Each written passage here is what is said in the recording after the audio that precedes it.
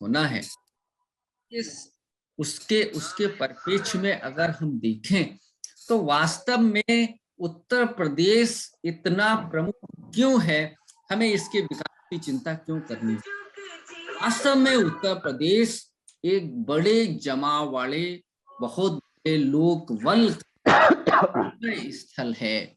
उत्तर प्रदेश नदियों के द्वारा सिंचित कृषि प्रधान राज्य के रूप में, एक अर्थव्यवस्था के पोषक के रूप में भारत की अर्थव्यवस्था में एक अद्भुत योगदान देने के लिए तटस्थ रूप से दृष्ट संकल्पित है।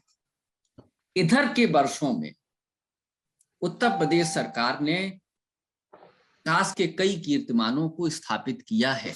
विकास के जिन कीर्तिमानों की बात की जाती है, उसमें चाहे बात शिक्षा की हो, उसमें चाहे बात स्वास्थ्य की हो, जिसमें कोविड के दृष्टिगत उत्तर प्रदेश की जनसंख्या को द्रुत गति से वैक्सीन की उपलब्धता के संदर्भ में हो, उत्तर प्रदेश के लोगों के जीवन स्तर को दुरुस्त करने में हो, उत्तर प्रदेश में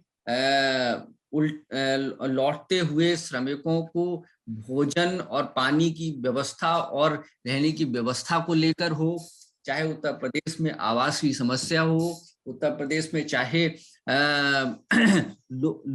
लोक बल की उपलब्धता की समस्या हो, इन तमाम सारे आयामों को दृष्टिगत रखते हुए हाल के वर्षों में जो काम हुए हैं, उन्होंने उत्तर प्रदेश को एक न्यू नॉर्मल, जिसको कहते हैं, एक नए प्रस्थान बिंदु की ओर अग्रसर किया है। हम इस पटल पर प्रति रविवार एक ऐसे ही नए विषय के दृष्ट संकल्पित होकर बैठते हैं, मंथन करते हैं। इस मंथन से जो विचार पुंज हमारे पास प्राप्त होते हैं, उन्हें हम आगे केंद्रीय मंत्रालय को भी प्रेषित करते हैं, ताकि एक विचार मंथन को हम जनता तक बेहतर तरीके से किस तरीके से पहुंचे। लोक पहल प्लेटफॉर्म न केवल फेसबुक के माध्यम से, बल्कि इंस्टाग्राम के माध्यम से अपने विस्तार को प्राप्त कर रहा है। अभी तक हमको विभिन्न विषयों पर उत्तर प्रदेश के महान आधिकारिक व्यक्तियों, कार्यकर्ताओं, मंत्रालय से संबंधित माननीय मंत्रियों का पाथ्य प्राप्त हुआ है। आज इसी क्रम में एक वरिष्ठ शिक्षाविद जो टीडी कॉलेज जौनपुर से आते हैं, राज्यपाल द्वारा नामित कार्य परिषद के सदस्य हैं, वरिष्ठ संघ विचारक हैं, डॉक्टर जगदीश सिंह जी दीक्षित जी का मैं बहुत बहुत स्वागत करता हूं, जिनका पाथेय हमें प्राप्त होना है। और जैसा कि विषय है कि उत्तर प्रदेश सरकार, उत्तर प्रदेश के समग्र विकास में योगी सरकार का योगदान, मैं बहुत विनम्रता के साथ डॉक्टर जगदीश दीक्षित का स्वागत करता हूं, और आप अपनी बात को रखें। धन्यवाद। बहुत बहुत धन्यवाद, बहुत बहुत धन्यवाद डॉक्टर हर्ष जी। मैं मुख्य वक्ता अपने वरिष्ठ संघ विचारक डॉक्टर जगदीश सिंह जी को आमंत्रित करूं। जैसा कि टॉपिक है उस विषय पर उन्हीं को सुनना है। लेकिन उत्तर प्रदेश की 18वीं विधानसभा का गठन होने जा रहा है। उत्तर प्रदेश अपने लोक महत्व को समझने का अवसर आया है।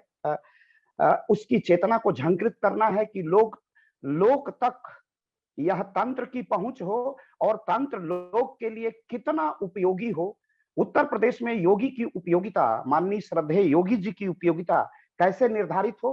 अगर हम यह अवसर चूके तो उत्तर प्रदेश की सड़कों पर आतंकवाद, परिवारवाद, जातिवाद जैसे घिनौने कृत्य होंगे, सड़कों पर तांडव होगा, बेटी बहनों की प्रतिष्ठा नहीं रहेगी, और समग्र विकास जो हम देख रहे हैं गाजीपुर से लेके लखनऊ तक का, लखनऊ से लेकर के बुंदेलखंड, पूर्वांचल, मध्यांचल, हरित प्रदेश तक जो सड़कों का जाल है वो रुक जाएगा। उत्तर प्रदेश की बिजली की क्या समस्या थी, बिजली नहीं उपलब्धता 8 से 6 घंटे थी, वह भी किसी विशेष जनपद में विशेष फोकस के साथ दिया जाता था। कितना भेदभाव था इससे। और उत्तर प्रदेश का हम सबका सौभाग्य है कि उत्तर प्रदेश को एक सन्यासी मुख्यमंत्री मिला है जिसके पास परिवार की प्राचीरों में कैद होने के लिए कोई अवसर ही नहीं है, उत्तर प्रदेश की 24-25 करोड़ जनता ही जिसका परिवार है, अंतिम सोपान पर, समाज के अंतिम सोपान पर खड़े हुए व्यक्ति का आंसू पोंछना ही जिसका ध्येय है, राम की मर्यादा, कृष्ण का उत्कर्ष और शंकर का मानस जिसका लक्ष्य है, ऐसे हमारे सन्यासी मुख्यमंत्री, यशस्वी मुख्यमंत्री को पुनः ले आना है। और कैसे ले आना है, अब हम लोग अपने आज के वक्ता माननीय डॉक्टर जगदीश सिंह दीक्षित जी से आज हम पाथेय प्राप्त करेंगे उत्तर प्रदेश के समग्र विकास में योगी सरकार की भूमिका। मैं बड़ी विनम्रता से आज के मुख्य वक्ता माननीय डॉक्टर जगदीश सिंह दीक्षित जी को आमंत्रित करता हूं पाथेय के लिए। सर, आपका बहुत बहुत स्वागत और विनम्रता से आपको पाथेय के लिए आमंत्रित करता हूं। धन्यवाद अभिषेक जी। आवाज जा रही है मेरी?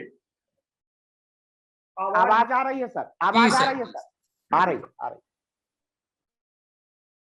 एक तो डॉक्टर अभिषेक त्रिपाठी जी ने मुझे यह आमंत्रण दिया, इसके लिए मैं उनका धन्यवाद ज्ञापित करता हूं। हमारे एक शिष्य की तरह या कहिए एक छोटा कार्यकर्ता डॉक्टर विवेक सिंह, जो कभी पूर्वांचल विश्वविद्यालय में संविदा का बाबू था, उसने पीएचडी किया, तैयारी किया। आज कानपुर में वह एक महाविद्यालय में अर्थशास्त्र का सहायक आचार्य है।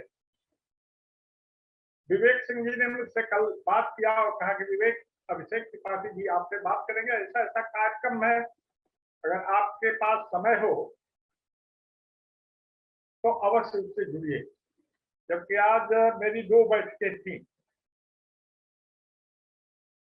वाराणसी शहर की उत्तरी विधानसभा का मैं जो संघ की समिति है,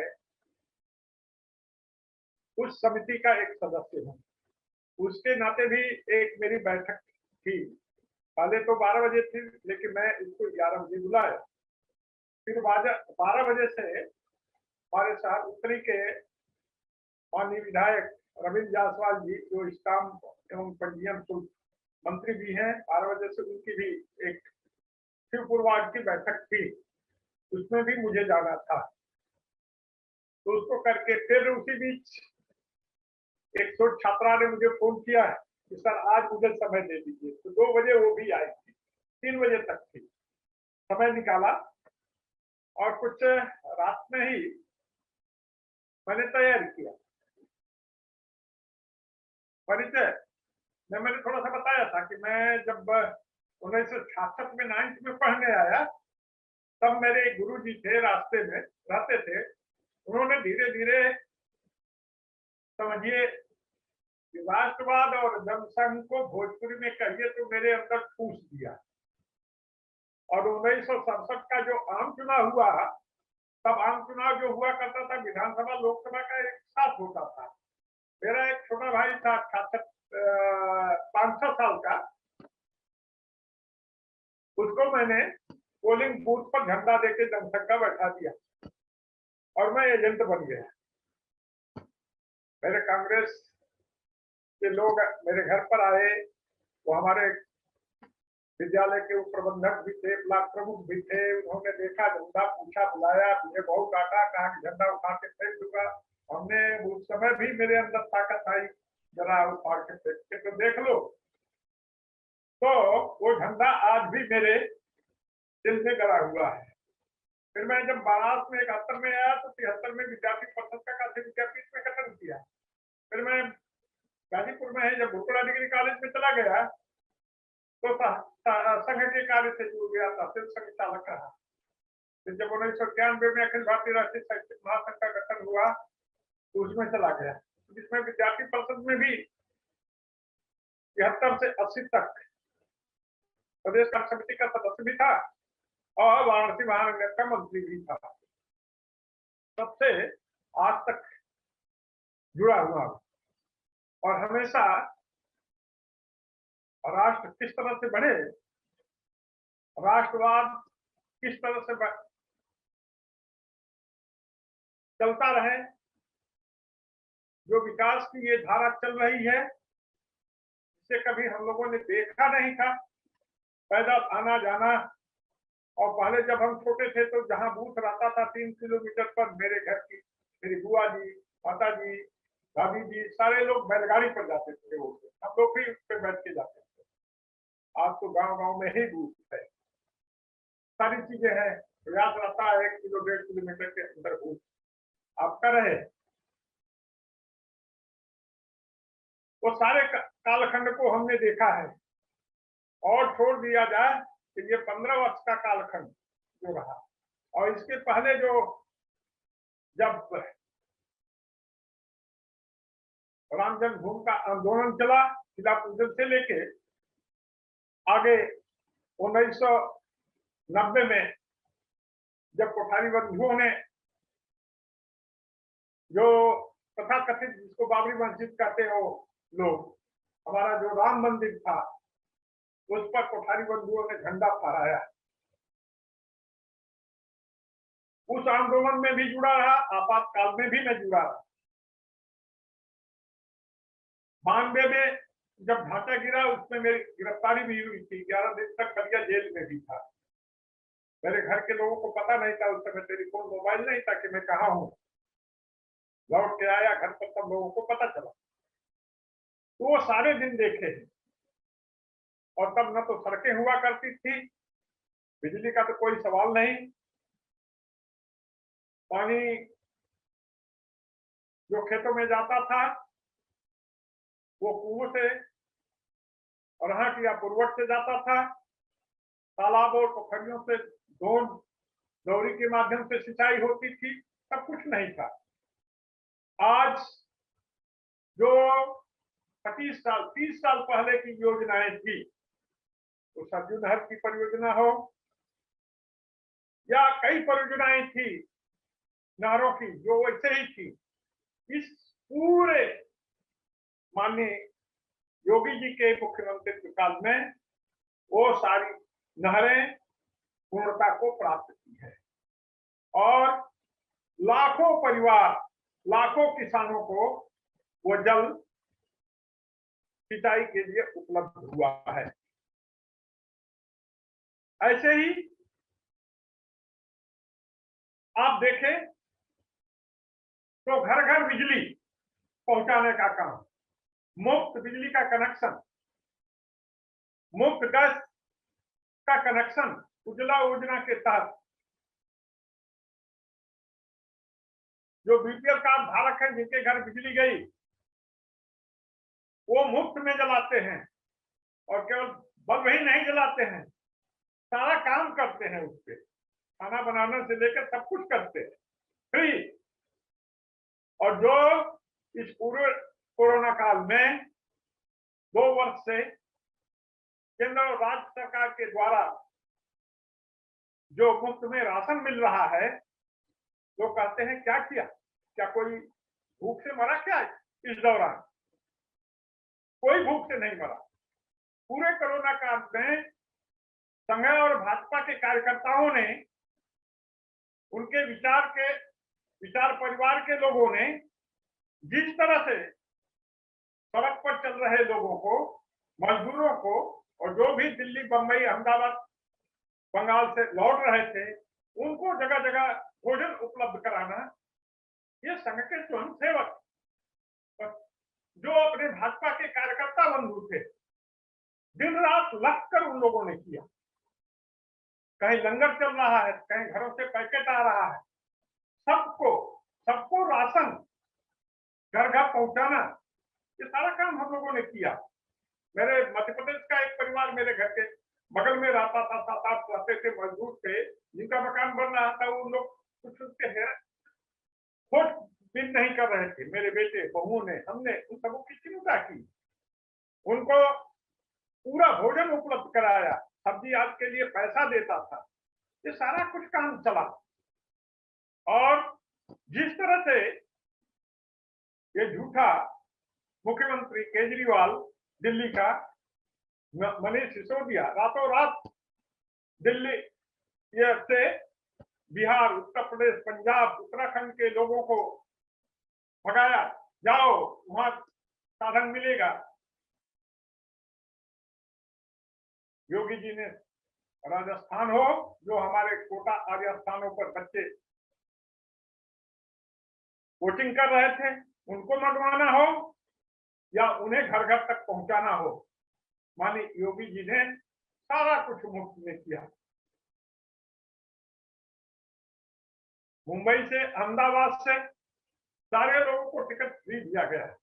कुछ लोग अपने से किए, लेकिन सारे अधिकांश लोगों को टिकट दिया गया।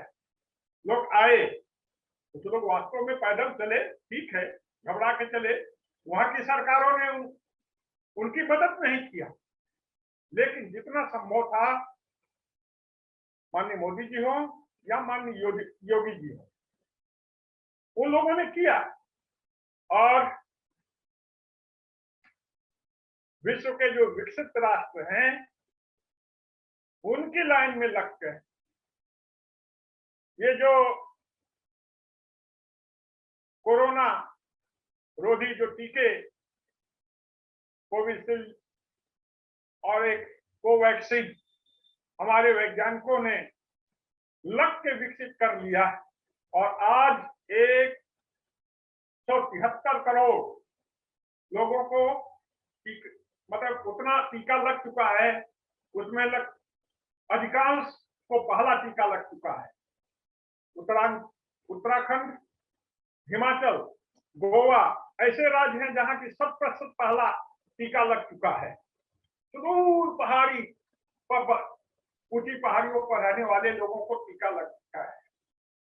यही कारण आज है कि ये जो तीसरा ओमिक्रॉन का इफेक्ट हुआ, उससे बहुत सारे लोग प्रभावित नहीं हुए, उतनी जिंदगियां कालकौलिक नहीं हुई। तैयारियां योगी सरकार हो या मोदी सरकार हो, पूरे देश भर में अपनी कर रखी थी। विकास जो भाजपा का मुख्य नारा है, योगी सरकार का मुख्य नारा है, विकासवाद, विकासवाद, विकास। हम घर घर, हर घर को बिजली, हर घर को पानी। आज बुंदेलखंड के पूरे इलाके में घर घर जो है नल से पानी पहुंच रहा है। जगह जगह पर तालाब खुदाई हो रही है, उसमें पानी जो है इकट्ठा होगा, पीने के लिए भी, पशुओं के लिए भी और सिंचाई के लिए भी। केन बेतवा जो को जोड़ने की बात चल रही है, उससे पूरा बुंदेलखंड आगे आने वाले दिनों में पूरा हरित प्रदेश के रूप में, हरित क्षेत्र के रूप में हो जाएगा। हमारा बुंदेलखंड पश्चिम और पूरब का पूर्वांचल, ये दोनों अति पिछड़े क्षेत्र थे। माननीय योगी जी ने बुंदेलखंड परिषद और पूर्वांचल विकास परिषद का गठन किया, कि जिसके माध्यम से इन क्षेत्रों में विकास की परियोजनाएं चलाई जा सके। पूर्व मुख्यमंत्री अखिलेश जी कहते हैं कि पूर्वांचल एक्सप्रेस वे तो हमारी देन है। ठीक है, देन तो तुम्हारी। कैसी भाई देन? तुमने शिलान्यास किया, तुम्हारा बजट कितने का था, और क्या उतने बजट में ही योगी सरकार ने उसे पूरा किया? लगभग 400 करोड़ रुपए योगी जी सरकार ने उसमें से बचाया, और 3 किलोमीटर लंबा बनाया, 4-4 फीट दोनों तरफ चौड़ा किया, 6 लेन।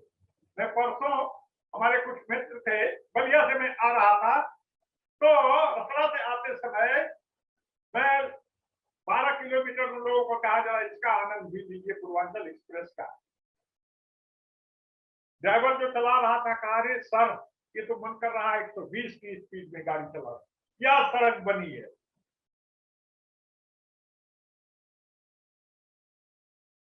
5 साल में सफाई महोत्सव में 1200 करोड़ से अधिक रुपया खर्च हो गया। एक परिवार एक क्षेत्र के नाच गाना जो हुआ बुला बुला के उस पर, और उसके आधे पैसे में करीब विश्वनाथ धाम काशी में उसका काम लगभग 90% पूरा हो गया, और उसी में से 638 करोड़ शायद उस पर खर्च होना है। वो अभी कुछ काम बाकी है, वो पूरा चल रहा है। योगी जी ने योजनाएं, जो उनकी योजनाएं थी, उनमें से पैसे बचाया।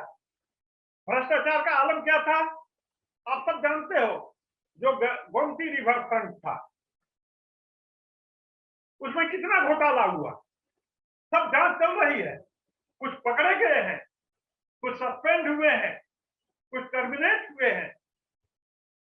आप देख रहे हैं कि बुंदेलखंड एक्सप्रेसवे बन रहा है, कुछ महीने में वो भी पूरा हो जाएगा, और पूरा बुंदेलखंड क्षेत्र में डिफेंस कॉरिडोर, हमारे यहाँ ही बम गोला बंदूक सारी चीजें बनेगी,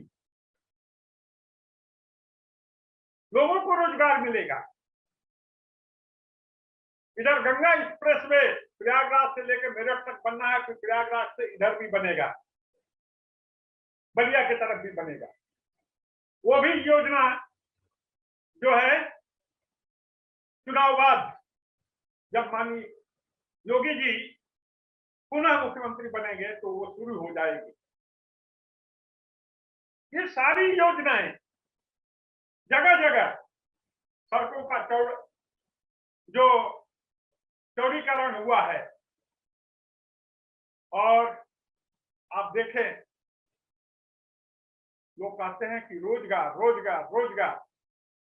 अरे रोजगार, ये जो सड़कें बनी, ये पुल बने, पुलिया बनी, तो क्या ऐसे ही बन गई? इसमें मजदूर नहीं लगे थे, इसमें इंजीनियर नहीं लगे थे, इसमें मशीनें नहीं लगी थी? लगे थे, बिना लगे तो हुए नहीं। उनको रोजगार मिला नहीं मिला? और लगभग 5 लाख सरकारी नौकरियां मिली। प्राथमिक क्षेत्र में 2 वैकेंसी निकाली गई थी, उसमें लगभग 1,35,000 लगभग नियुक्त हो गए चुके हैं, उसमें बाकी है। ये बीएसए की नियुक्तियां हुई। भारी संख्या में उत्तर प्रदेश लोक सेवा आयोग से engineer, doctors, inter college, degree college, diet के प्रवक्ता, जिला मनोवैज्ञानिक, मंडली मनोवैज्ञानिक, कोई तो बतावे कि वहां भ्रष्टाचार हुआ, हमने एक पैसा खर्च किया? एकदम भ्रष्टाचार से दूर। आप डिग्री, क्योंकि मैं प्राथमिक से लेकर विश्वविद्यालय तक के क्षेत्र में शिक्षा क्षेत्र का काम देखता हूं, तो उसमें आप देखें, उस शिक्षा के क्षेत्र में देखें तो राजकीय महाविद्यालयों को पहले मैं ले रहा हूं। अब तक 170 राजकीय महाविद्यालय हैं, और 70 माननीय योगी जी के कार्यकाल में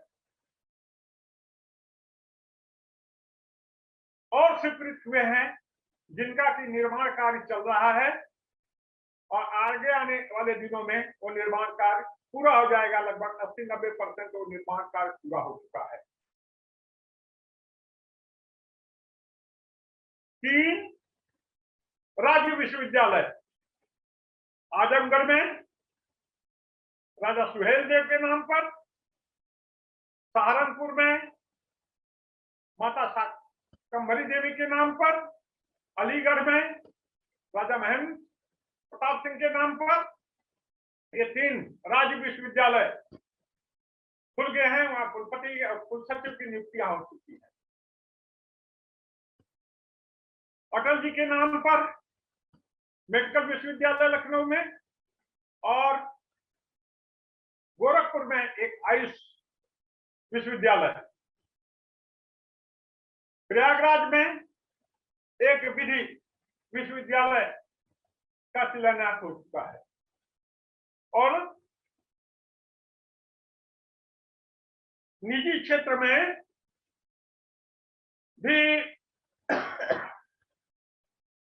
निजी क्षेत्र में 28 विश्वविद्यालयों को यूनिवर्सिटी मिल चुकी है। प्रदेश में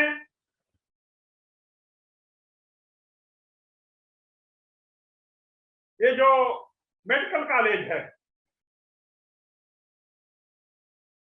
योगी जी की योजना है कि हर जनपद में एक मेडिकल कॉलेज हो और इधर कई मेडिकल कॉलेज का उन्होंने चुनाव घोषणा के पूर्व माननीय योगी जी और मोदी जी ने उद्घाटन किया। गोरखपुर में एम्स, गोरखपुर कारखाना कितने वर्षों से बंद पड़ा था, वह चालू हुआ। क्या उसमें लोगों को रोजगार नहीं मिलेगा क्या? उस एम्स में रोजगार नहीं मिला क्या? रायबरेली में एम्स जो खुला उसमें लोगों को रोजगार नहीं मिल रहा है क्या?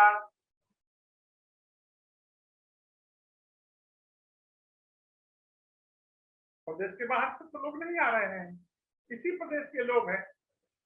जो केंद्र सरकार द्वारा ये सड़कें बन रही हैं, वाराणसी से सुल्तानपुर तक, वाराणसी से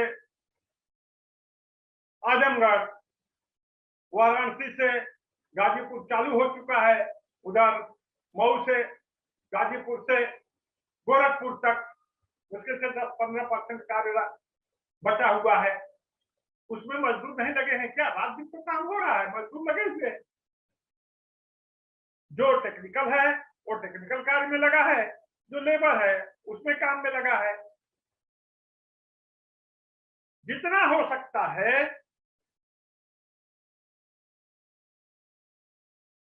उतना रोजगार देने का काम योगी सरकार ने किया। और आपको मैं बताऊं कि ये जो श्रमिक वर्ग है उनके लिए श्रम कार्ड की योजना चली, उसमें पैसा भेजने का काम। कोविड के दौरान जो बाहर से आए उनको अलग से राशन और अलग से पैसा देने का काम। सुकन्या योजना, और अब तो आगे आने वाले दिनों में जो अभी 51,000 रुपये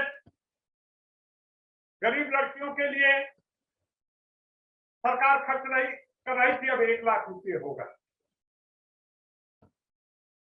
ये सारी चीजें योजनाएं चल रही हैं और लोग कहते हैं क्या काम हुआ। एक दिन हमारी गोविंद जो कपड़ा प्रेस करने के लिए घर से ले आती है, बहुत ही गरीब है, न तो उसको योजना में गैस सिलेंडर मिला है, वो अपने से ली है, न तो उसे मकान मिला है। कितने लाख मकान बना के लोगों को मिल गया, शौचालय मिला, तो वो एक दिन में उसका इंटरव्यू लेने लगा। तो जो चीजें मैं नहीं खा पा रहा था वह उसमें बोली कि बाबूजी लोग महंगाई महंगाई चिल्ला रहे हैं, ये महंगाई है कहां? मुझे तो नहीं दिख रही है। 2 साल से हम लोगों को राशन मिल रहा है, हम लोग खा रहे हैं, उसी में से कुछ बेच के तेल साबुन का भी काम कर लेते हैं। और ये जो हमारे घर के बगल में सड़क जा रही है पक्की, जिस पर लोग फर फर उड़ रहे हैं, वो सड़क कहां से बनी, किस पैसे से बनी?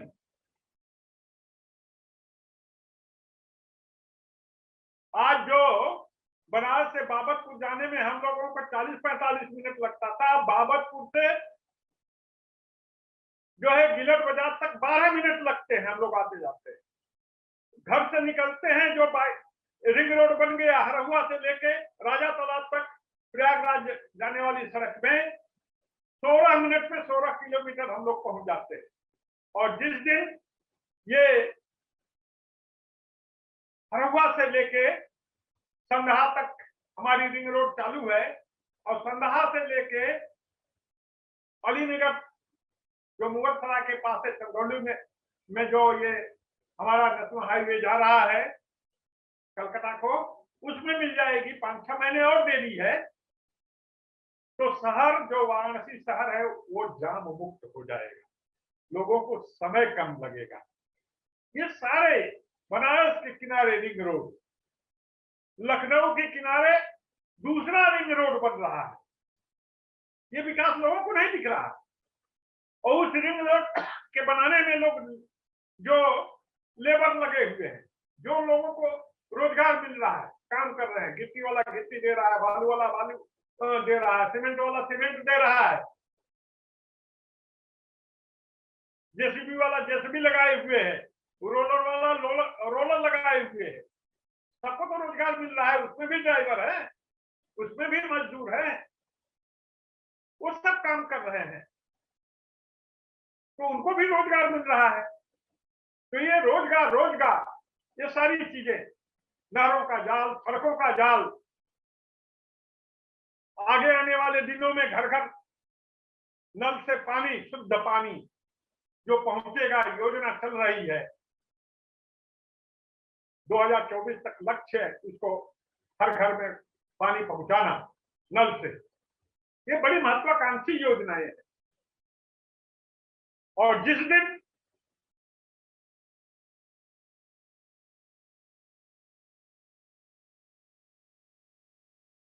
खुदा न खास्ते दूसरी सरकार बनेगी जो होना नहीं है, तब ये सारे काम रुकेंगे, तब लोगों को लगेगा कि योगी जी का बुलडोजर क्यों चल रहा है।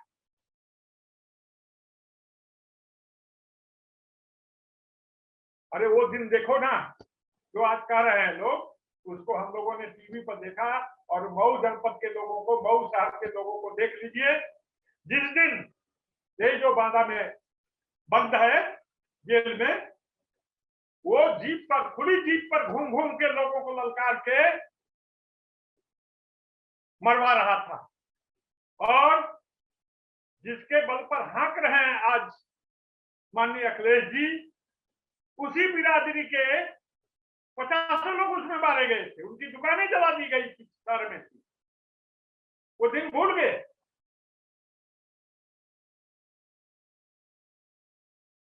कहते हैं कहां गुंडा राज है। यहीं बनारस में हम लोग पढ़ते थे जब कल्याण सिंह चीफ मिनिस्टर थे, मदनपुरा सुनारपुरा में एक डॉक्टर के तहखाने से हजारों संख्या में बम गोली बारूद पकड़ा गया था, दंगा हुआ था। कल्याण सिंह ने पूरा जो है ऑपरेशन कराया और इसके बाद आज तक उन लोगों ने मदनपुरा, जंगमबाड़ी के क्षेत्र में, सुनारपुरा के क्षेत्र में नाम नहीं लिया कि दंगा भी करना है। इस 5 साल में कहीं दंगा हुआ क्या? कोई बड़ी घटना हुई क्या? छुटपुट घटनाओं को छोड़ दिया जाए जिसकी लोग चर्चा करते हैं विपक्ष के लोग, तो उसमें त्वरित कार्रवाई हुई, वो जेल में भेजे गए। आप क्या कर रहे हो? उस गायत्री प्रजापति को पिछली बार भी महारानी गर्भा सिंह के खिलाफ टिकट दिया था जो चुनाव हार गया, और इस बार उसकी पत्नी को इन्होंने टिकट दिया है। और अपने नहीं दिया तो ओम प्रकाश राजभर के माध्यम से मऊ में उनके बेटे को टिकट दे दिया। क्या है भाई? कभी भारत मां को गायन करने वाले लोग आज जेलों में बंद है। ये संभव था क्या? यदि योगी जी नहीं रहते तो आज कैराना, मुजफ्फरनगर, शामली के लोग क्यों चिल्ला चिल्ला के कहते हैं कि इस 5 साल में हम लोग भयमुक्त हुए हैं, हमारी बहू बेटियां बहनें भयमुक्त हुए हैं। नहीं तो एक धर्म विशेष के लोग उनका चलना मुश्किल कर देते थे। जो परिवार पलायित हो गए थे वो परिवार पुनः वापस आके अपना कारोबार कर रहे हैं।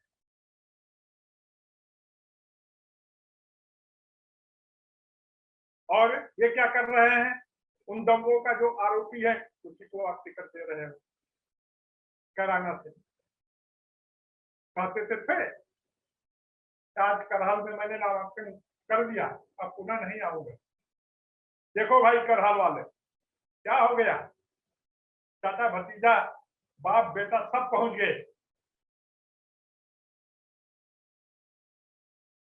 बाप को पता तक नहीं है कि यहाँ से कौन लड़ रहा है। चाचा पीछे मुंह लटकाए हुए हत्थे पर बैठा हुआ है। क्या आजमगढ़ से चुन के तो चले गए 19 में, 3 साल हो गया।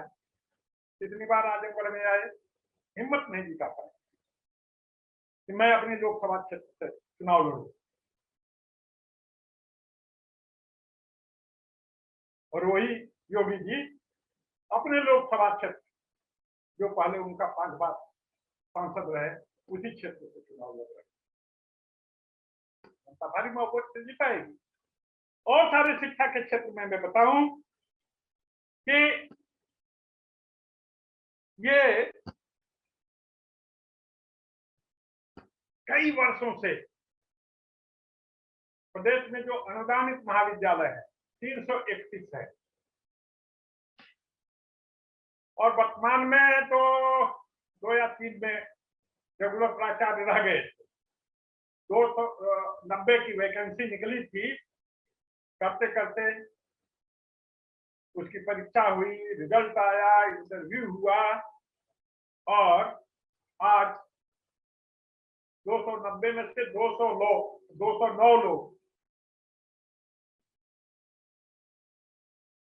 कार्यभार ग्रहण कर लिए हैं। उसमें से कुछ लोग किन्हीं कारणों से छोड़ के गए हैं।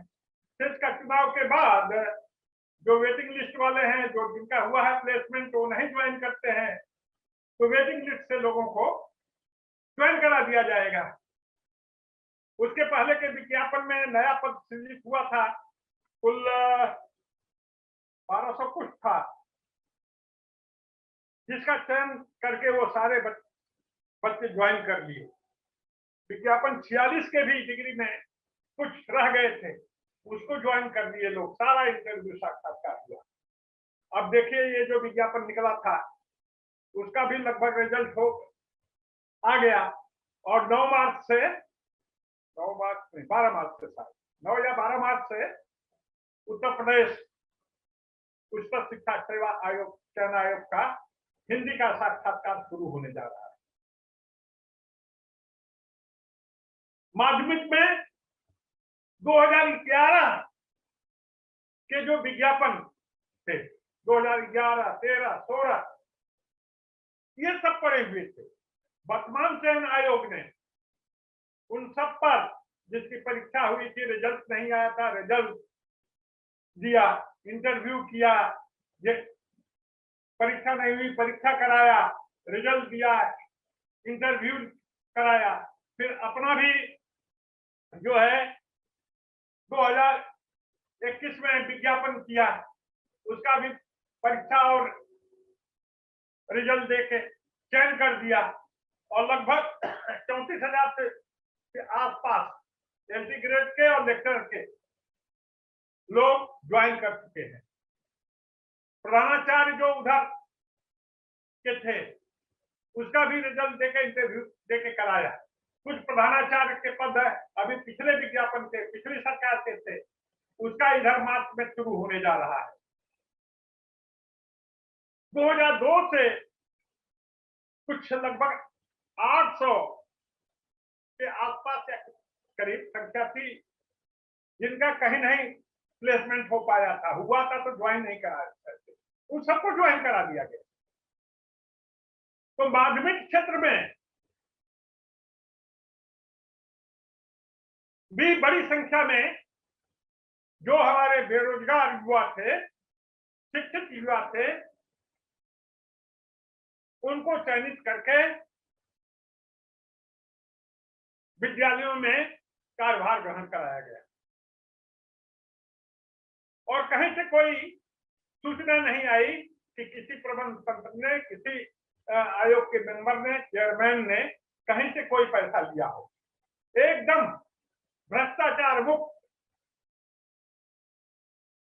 सब कुछ संपन्न हुआ। और इतनी बड़ी संख्या में आज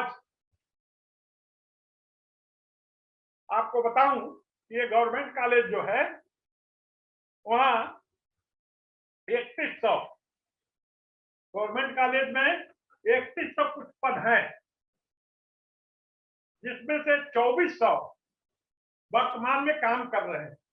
पहले की स्थिति थी कि 50-50% रहती थी।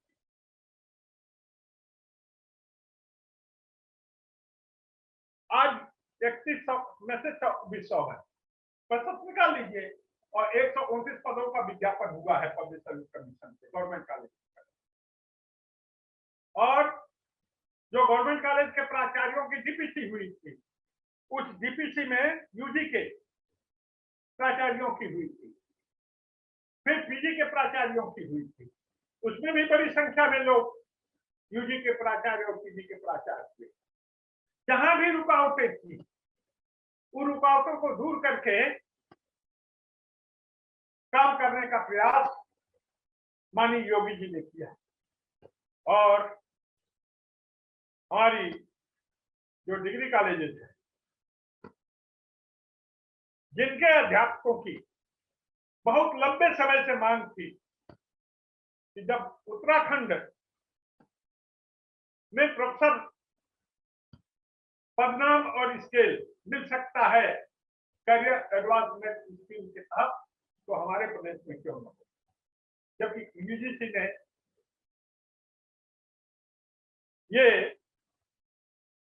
अपने 7वें वेतनमान 6वें में भी दिया था, आया था, तो उसको भी शासनादेश करके 1 नवंबर 2021 से करने का शासनादेश हो गया है।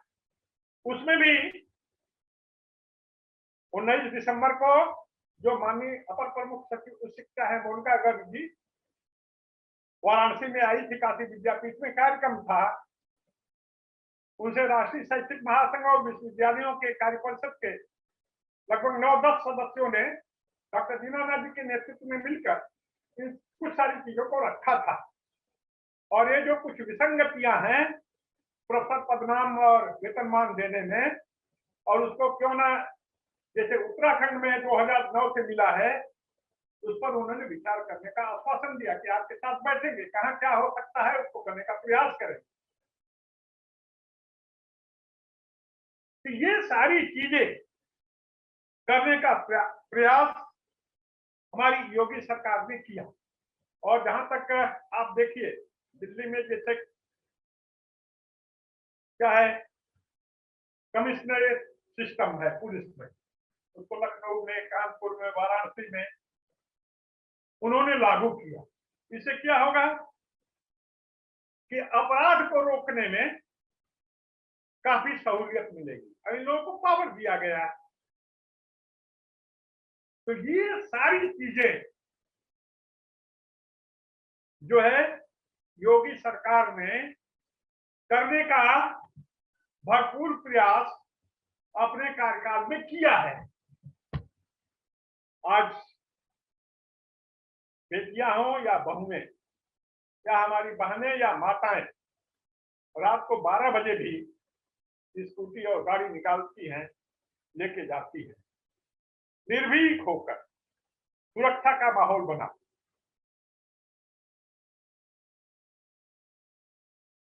भयमुक्त समाज हुआ। लोगों को आत्मनिर्भर बनाने की योजनाएं चल रही हैं। आप कौशल विकास के माध्यम से आप अपने अंदर जो आपके अंदर हुनर है उसको विकसित कीजिए और विकसित करके आप कुछ छोटा मोटा रोजगार स्थापित कीजिए। और आप वो रोजगार देने वाले हो जाएंगे। एक 10 दिन हमारे यहाँ एक कार्य चल रहा था, एक बढ़ई था। तो बढ़ई के से मैंने पूछा तो ठेकेदार से, तुम्हारे अंदर कितने काम करते? कहा बाबू 15-20 लोग। एक बढ़ई 15-20 लोगों को रोजगार दिए। और मैं करीब 5-6 महीने से देखता हूँ गिरट बाजार में एक मिठाई की दुकान है, एक छोटी सी दुकान में हमको लगता है कि 7x8 होगी कुछ, एक पिज्जा वाला है। मैं जब भी उधर से जाता हूँ तो 10 तो उसकी दुकान पर दिखाई देते और 5-6 लेबर काम करते, 5-6 लगे हुए हैं। वो भी 5-6 लोगों को रोजगार दिया कि नहीं दिया? तो इस तरह से जो रेहड़ी वाले थे, जो पटरी पर व्यापार करने वाले थे, उनको भी स्वरोजगार देने का काम इस मोदी जी और योगी जी की सरकार ने किया है। तो जितना संभव था इस माननीय योगी जी ने इस पूरे प्रदेश का, शिक्षा का क्षेत्र हो या सड़कों का जाल बिछाने के लिए, नहर परियोजनाओं को पूरा करने के लिए, या जहां जरूरत हो नदियों पर पुल निर्माण का, जो रेलवे क्रॉसिंग है उस पर ऊपरगामी पुलों का निर्माण केंद्र सरकार के सहयोग से, या अंडरग्राउंड जाने का रास्ता रेलवे लाइनों के नीचे से, ये जगह जगह ये सारा कुछ हुआ। तो आज जो है हम ये चाहते हैं कि भाजपा के कार्यकर्ता हों या संघ के कार्यकर्ता, वह टोलियां बना के जहां भी अभी चुनाव बाकी रह गया है, कम से कम प्रतिदिन 10 घरों में जाएं और लोगों को मतदान करने के लिए जागरूक करें। और उसमें 2-3 पॉइंट को विशेष करके उठाने का प्रयास करें कि आपको किस तरह की सरकार चाहिए। अराजकता, गुंडागर्दी, दंगा फसाद को बढ़ावा देने वाली सरकार, या गुंडों, अराजक तत्वों, दंगाइयों पर नकेल कसने वाली सरकार चाहिए। जातिवाद, परिवारवाद और भ्रष्टाचार में लिप्त सरकार, या सबका विकास करने वाली सरकार चाहिए। प्रदेश और देश को आत्मनिर्भर, उन्नत और सशक्त बनाने वाली सरकार, या दूसरों के ऊपर निर्भर वाली सरकार। फैसला आपको करना है। देश की रक्षा और सुरक्षा, देश में किसी तरह का, प्रदेश में किसी तरह का भय का माहौल न हो, गुंडा राज न हो, थानों में दलाली न हो, जात के आधार पर थानों में एसओ या क्षेत्राधिकारी सीओ और या जिले में जो बीएस से एबीएस से हैं, जातीय आधार पर कोई नियुक्तियां न हो। इस तरह का आप जब चाहते हैं तो निश्चित रूप से आप सोचने को मजबूर होंगे, यह सब केवल भाजपा की सरकार यानी योगी की सरकार ही दे सकती है। आप दूसरे को चुनोगे तो इन सारी चीजों को रोकने के लिए, गुंडा राज, विकास को रोकने के लिए, अराजकता फैलाने के लिए आप करना चाहते हैं, तो आप खुद सोचो और घर से निकलो, मत देने जाओ। और मत देने का आपको अधिकार है, एक भी घर छूटने न पाए। इसलिए हमारे संघ के कार्यकर्ता या विद्यार्थी परिषद के कार्यकर्ता या संघ परिवार से जुड़े हुए जितने भी कार्यकर्ता हैं, हमारे जो विविध संगठन हैं, वे सारे लोग ये मत परिष्कार करने का, मतदान करने का घर घर जाके आह्वान करें। और सबसे बड़ी निगरानी है बूथों की निगरानी। हर बूथ पर भाजपा ये ध्यान रखे कि हमारे 2 एजेंट जरूर रहें और वो एजेंट एक भीतर रहे तो एक बाहर रहे, एक भीतर रहे तो एक बाहर रहे, और वह हर 1 घंटे पर अपने बाहर के प्रभारी को ये रिपोर्ट दे कि अब तक कितना मत पड़ चुका है। यह आवश्यक है, क्योंकि पिछली बार मुझे संघ की तरफ से दायित्व दिया गया था, तो चूंकि मैं एजेंट नहीं था, वोट दे के चला गया आया था, तो मैं एक बार 2 बार तो गया, तो अपने बूथ पर तो ले लिया, दूसरे बूथ वाले देने में आनाकानी कर रहे थे। इसी बीच वो सीआरपीएफ की लड़की मेरे पर नजर रख रही थी और उसने टोका मुझे। फिर मैंने थोड़ा झूठ बोला कि मैं एजेंट हूं, का एजेंट कार्ड दिखाओ, नहीं तो बाहर चले जाओ। तो ये ध्यान रखना है कि हमारे एजेंट, मैं देखता हूं कि दोपहर के बाद गायब हो जाते हैं लोग। तो यदि योगी सरकार को लाना है तो आप 6 बजे उठो, जहां मतदान नहीं हुआ है 6 बजे उठो, घर के लोगों को उठाओ, एक आदमी घर छोड़ो, 7 बजे बूथ पर जाओ, वोट देके चले आओ, और फिर दूसरे घरों को ना करो कि आप निकले कि नहीं निकले भाई साहब, जरूर निकलो, 1-2 घंटे बाद अभी निकले कि नहीं निकले भाई साहब। तो ये जो काम करना है ये करने की जरूरत है। बाकी जो है आज माननीय अखिलेश त्रिपाठी जी ने जो मुझे अवसर दिया, इसके लिए मैं धन्यवाद ज्ञापित करता हूं, और ये मैं इन लोगों की भूल भूल प्रशंसा करता हूं कि यह कार्य जो है कम से कम 5 मार्च तक तो चलता रहे, और किसी न किसी ऐसे ही लोगों को, किसी विद्वान को, सामाजिक कार्यकर्ता को बुला के ये लोक मत बहिष्कार और मतदान के लिए जागरूक करने का काम करें। बहुत बहुत धन्यवाद सर। आपका हृदय से आभार सर। आपने अपने जीवन के अनुभव बांटे, आपने संघ जीवन के अनुभव को देखा है, आपने केवल एक कार्यकर्ता के रूप में नहीं, एक सजग नागरिक के रूप में राजनीतिक चेतना के निर्माण, मतदान परिष्कार के क्या क्या परिस्थितियां और क्या क्या अवयव, क्या क्या तत्व, क्या क्या घटक होते हैं, कैसे हम राष्ट्रवादी मत को परिष्कृत करके अधिक से अधिक मतदान कराएं, उस ओर आपने संकेत किया। उत्तर प्रदेश के समग्र विकास का कोना कोना बहुत संक्षेप में और बहुत कुछ कहने को है।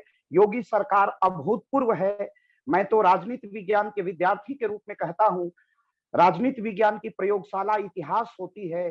ज्ञात भारत के इतिहास में, संसदीय इतिहास में, उत्तर प्रदेश के इतिहास में ऐसा अभूतपूर्व मुख्यमंत्री देखने को नहीं मिला है। 18 घंटे 20 घंटे पेंडेमिक काल में जब अमेरिका के लोग मर रहे थे, यूनाइटेड किंगडम के लोग मर रहे थे, उसमें इस बड़ी सघन आबादी और सीमित जनसंख्या, सीमित संसाधन के मध्य का जो संतुलन स्थापित किया, उतना बड़ा हेल्थ का स्ट्रक्चर भी नहीं था। तब भी प्रदेश की जनता को मौत के मुंह में जाने से रोका। बड़ी संख्या में, केवल ऑन रिकॉर्ड 23,000 मौतें हुई। तो मृत्यु तो शाश्वत सत्य है, एक भी मृत्यु हमारे लिए पीड़ादायक है। लेकिन अगर मैं कभी कभी ये सोचता हूं कि शायद यह सन्यासी मुख्यमंत्री, कर्मनिष्ठ मुख्यमंत्री, कर्मयोगी मुख्यमंत्री नहीं होता, जिसका परिवार से लेना देना नहीं है, पूरी जनता, लोक मंगल का भाव ही जिसका संकल्प है, नहीं होता, तो उत्तर प्रदेश कितनी भयावह स्थिति में होता। यह सोचकर, चिंतन करके ही मन सिहर उठता है। ऐसे अद्वितीय पुरुषार्थी, धर्म रक्षक, धर्म के आधार पर प्रशासन को चलाना, कभी चाणक्य ने कहा था, ऐसे ही सन्यासी मुख्यमंत्रियों की, ऐसे ही विचारों से सन्यासी लोगों की राजधर्म की रक्षण के लिए आवश्यकता थी। राम के स्वरूप में ही योगी जी हैं। यह कलयुग में केवल नाम है। पिता की मृत्यु हो जाती है, लेकिन अंत्येष्टि में सांसारिक जीवन का त्याग हो जाता है, अंत्येष्टि में स्वयं सम्मिलित नहीं होती हैं। जिसकी बहन आज भी बहुत न्यूनतम खर्चे पर जीवन यापन करती है। ऐसा अद्भुत मुख्यमंत्री, ऐसा समय है, और सर ने हर मंजिल का दर्शन कराया है, सरकारों का तुलनात्मक अध्ययन प्रस्तुत किया है, और वो 67 के आम चुनाव से लेके 2022 18वीं विधानसभा के गठन तक के कालखंड के हमारे पास यह बड़ा गर्व का विषय है कि हमारे पास माननीय डॉक्टर जगदीश सिंह दीक्षित जैसे लोग हैं जो हमें इतिहास, अतीत की प्रेरणा, अतीत की शल्य चिकित्सा करके बताने के लिए आज उपलब्ध हैं कि अतीत कैसा था, वर्तमान कैसा है और इस सरकार ने क्या-क्या दिया है। सड़कों के जाल पर आपने बात की, हर हाथ को काम, आपने उस दौर को देखा है जब हर हाथ को काम, हर खेत को पानी का दौर देखा है। और एक बड़ी सूक्ष्म इशारे में मैं बड़ी गंभीरता पूर्वक सुन रहा था, आपको लिख भी रहा था। आपने एक बात की ओर बड़ी गंभीरता पूर्वक इशारा किया कि विकास की जितनी योजनाएं उत्तर प्रदेश में माननीय योगी जी ने ले आई, वह अल्पकालिक दृष्टि से नहीं है, दीर्घकालिक दृष्टि से है। सड़कें बन रही हैं, उत्तर प्रदेश के लेबर्स को, श्रमिकों को रोजगार मिल रहा है, बाहर के लोगों को नहीं मिल रहा है। मिट्टी उत्तर प्रदेश की है, श्रमिक उत्तर प्रदेश की है और चमकेगा उत्तर प्रदेश।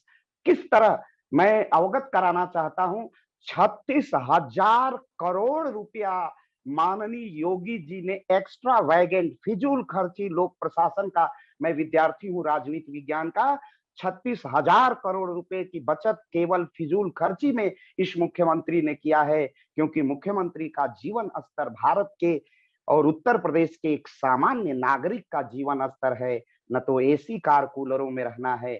यह प्रशासनिक मजबूरियां हो सकती है, लेकिन न्यूनतम खर्च जिसने अपना जीवन ही साधना का जीवन बनाया है, चाहे सामाजिक समरसता का प्रश्न हो, कठोर दिनचर्या का प्रश्न हो, अद्भुत अपूर्व मुख्यमंत्री। समय फिसल जाएगा, इसलिए सर ने आपने जो अद्भुत पाथेय दिया है उसके लिए हम लोग आपके प्रति हृदय से आभारी हैं। और ये एक छोटा सा आभासी मंच है, लेकिन हम लाखों के बीच जाते हैं। आपका पाथेय, आपकी वाणी कई लाखों के बीच जाएगी और निश्चित रूप से स्पंदन करेगी। और आपने जो कहा है कि 5 मार्च से आगे भी सर ये चलता रहेगा, आप जैसे लोग आकर इस राष्ट्र का पाथेय करते रहेंगे, जन जन को जागृत करते रहेंगे और सांस के अंतिम कतरे तक जो आपकी जिजीविषा शक्ति है उसे मैं विनम्रता पूर्वक प्रणाम करता हूं। आपका ओजस्वी पाथेय इस उम्र के इस पड़ाव पर भी जो चिर तारुण्य आपके पास है, उस तारुण्य को भी मेरा विनम्र प्रणाम। और मैं डॉक्टर हर्षमणि सिंह को औपचारिक धन्यवाद ज्ञापन के लिए पुनः आमंत्रित करता हूं। डॉक्टर हर्षमणि सिंह जी। धन्यवाद डॉक्टर अखिलेश त्रिपाठी सर। जैसा कि पाथेय उत्तर प्रदेश के समग्र विकास पर वर्तमान सरकारों का जो योगदान है हम सभी ने देखा। हम सभी आत्मनिर्भर उत्तर प्रदेश की आधारशिला के स्तंभ पर खड़े हैं। हमें यहाँ से उत्तर प्रदेश को भारत की अर्थव्यवस्था के लिहाज से एक मजबूत अर्थव्यवस्था की ओर ले जाना है और यह रास्ता आत्मनिर्भरता से आता है। इस आत्मनिर्भरता को हमें प्राप्त करने के लिए हमें एक ऐसी सरकार, हमें एक ऐसे नेतृत्व जो इस सबसे बड़े प्रदेश के लोगों को एक साथ जोड़े रखे, अर्थव्यवस्था को एक दूसरे के ऊपर निर्भर करते हुए प्रदेश को आत्मनिर्भरता की ओर ले जाए, हम सभी ऐसी अपेक्षा रखते हैं। हाल के वर्षों में अगर हम भारत के सबसे बड़े राज्य, भारत के सबसे बड़े हृदय स्थल पर दृष्टिपात करें तो हमें विकास के कई नक्षत्र देखने को मिलते हैं। काशी और अयोध्या के कायाकल्प मात्र केवल धार्मिक ध्वजवाहक नहीं है, ये ऐसे पुंज हैं जिनसे न केवल लोक आस्थाएं बल्कि लोकमत के कार्य भी परस्पर एक दूसरे से संबद्ध। हम महसूस कर सकते हैं जब आप किसी सड़क पर बिना मुड़े हुए चलते हैं और अपने तय समय में अपने परिजनों तक पहुंचते हैं या किसी गंतव्य तक पहुंचने में आपको जो समय की सुलभता होती है, और जो समय आपके पास बचता है, और ऐसे समय में जब time is the most costly outlay, समय सबसे बड़ा महंगा खर्च है, एक ऐसे समय में हम उत्तर प्रदेश की को न केवल आधारभूत ढांचे से मजबूत कर रहे हैं, सड़कों का जाल, मेट्रो मेट्रो तक पहुंचने तक की दूरी, और फिर सड़क और मेट्रो दोनों को वायु मार्ग से जोड़ना, ये एक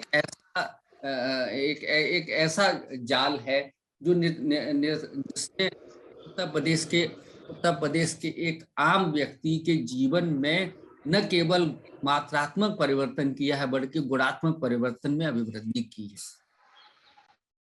आने वाले समय में हम उत्तर प्रदेश को इसी राह पर और तेजी से बढ़ते हुए देखना चाहते हैं।